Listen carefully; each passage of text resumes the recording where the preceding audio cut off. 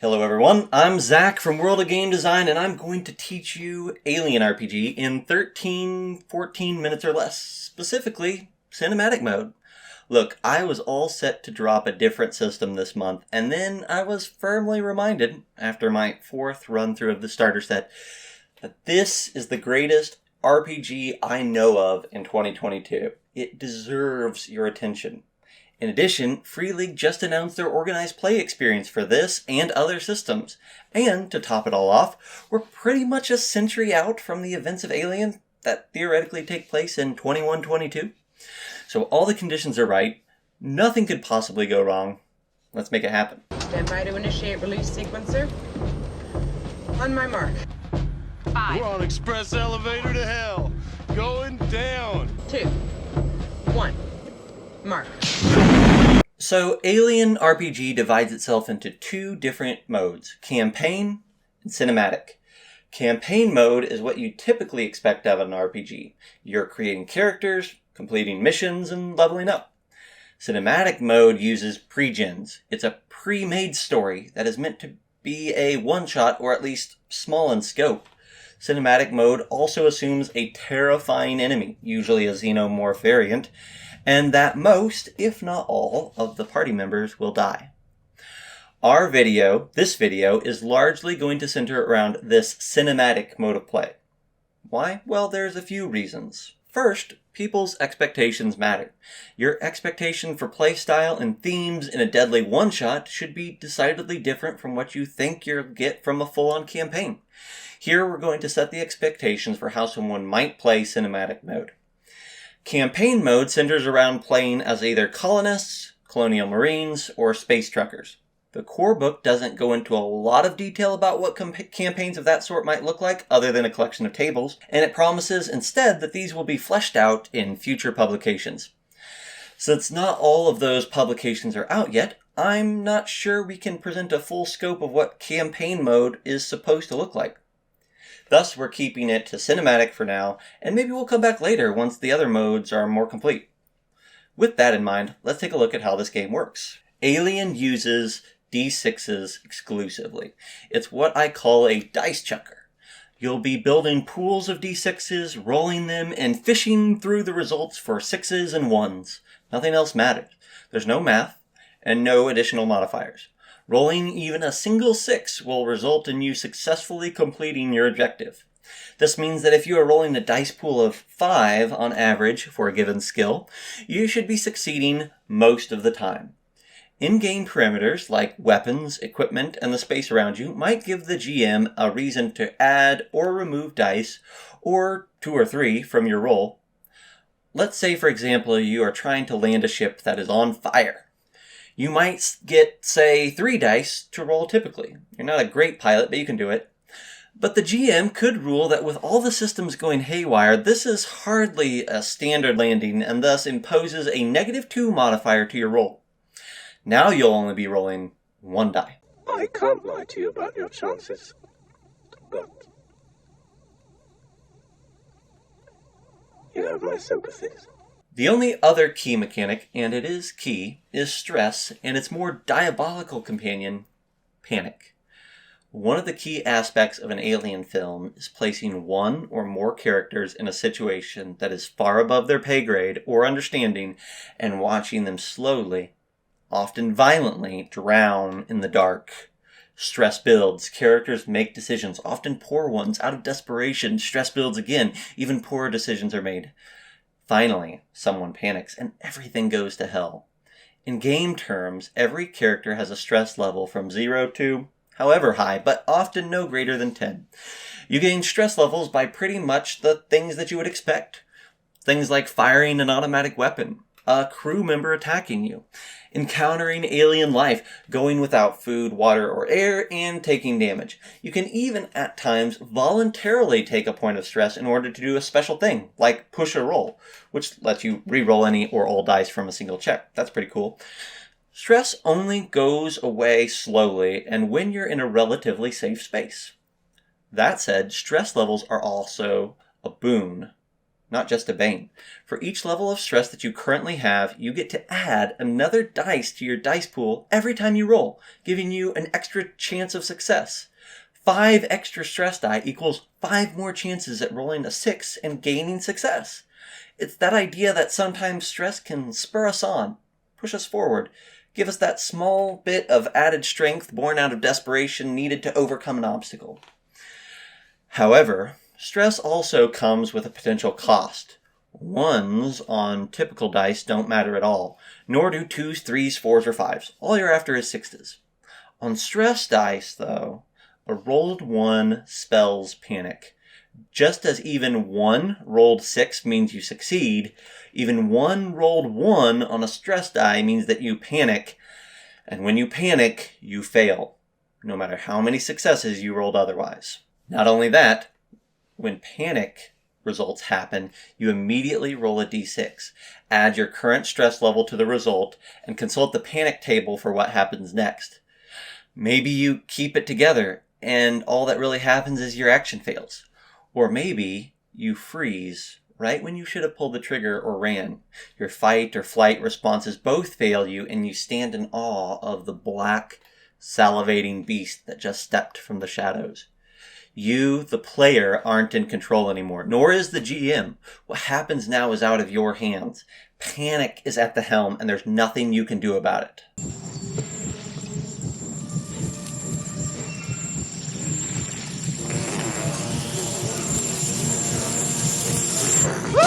Let's take a peek at the character sheet and see what an average character might look like. Every character has the same set of 4 attributes: strength, agility, wits, and empathy, and the same 12 skills tied to them, 3 per attribute. When the GM calls for a skill test, say heavy machinery, you'll take your heavy machinery score, add it to your strength score, and the result is how many d6s you'll roll at your base. 8. Then you adjust based off any modifiers your GM wants to add, or that are naturally added by your equipment or weapons. Let's pretend that there are none in this case. Add your stress level in stress dice and you're ready to roll. In this case, Christian would be rolling 8 base dice plus 2 stress die. Any amount of 6s on any dice gets him a successful heavy machinery test, but even a single 1 on his stress die will cancel out and set him into a panic.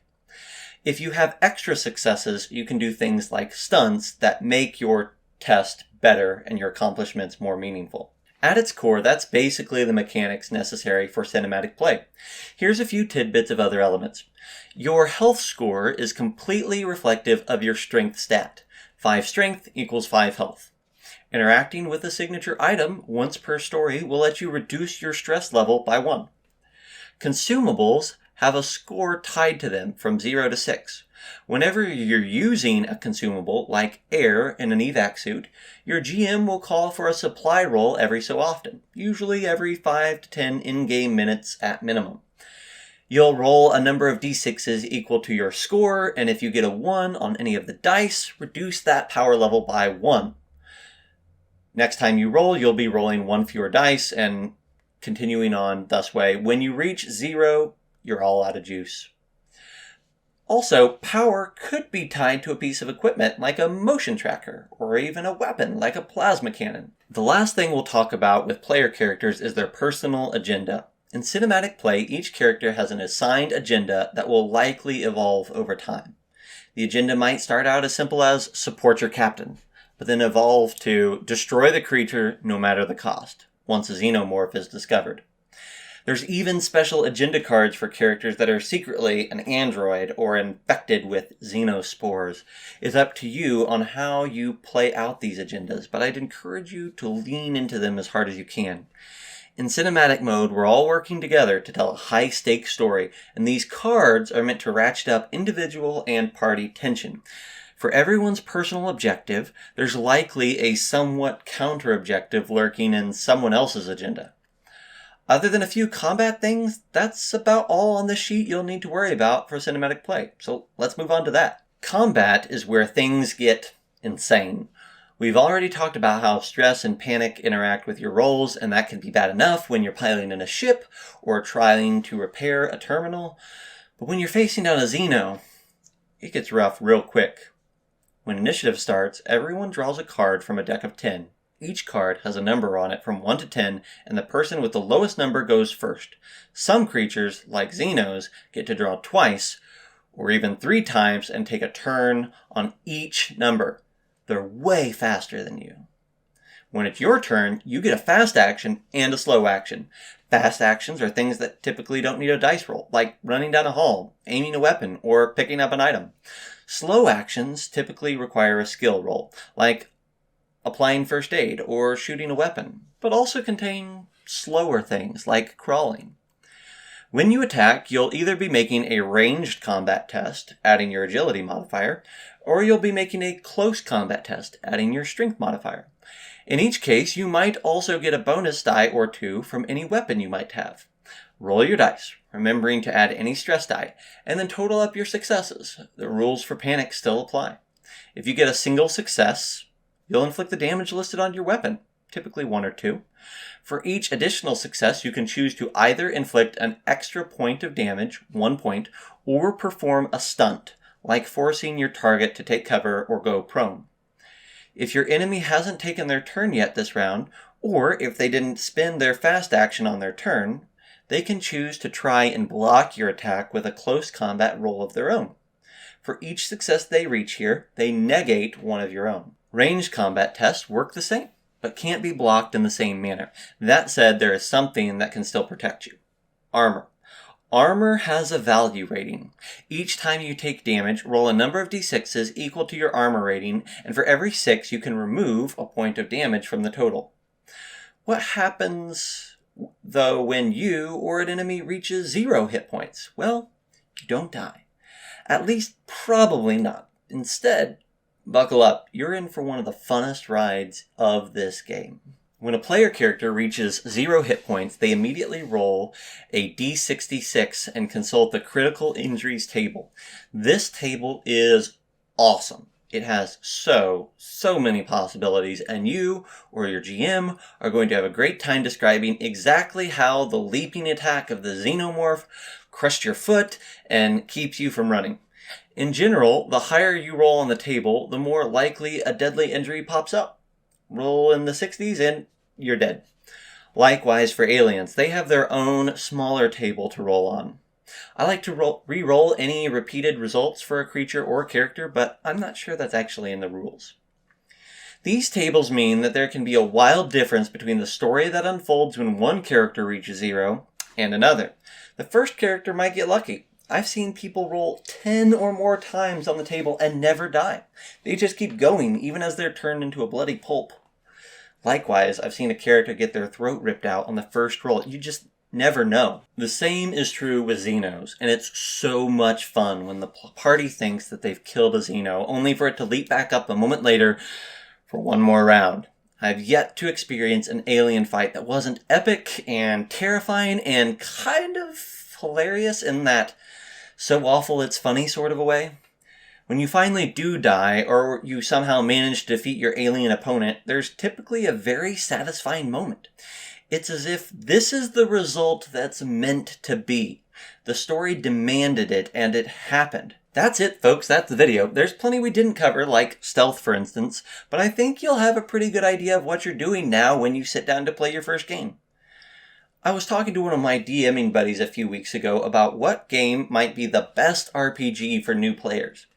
A lot of folks might suggest D&D. There's certainly power in harkening back to the granddaddy, or even something simpler like Powered by the Apocalypse. I don't think I'm inclined to agree, though.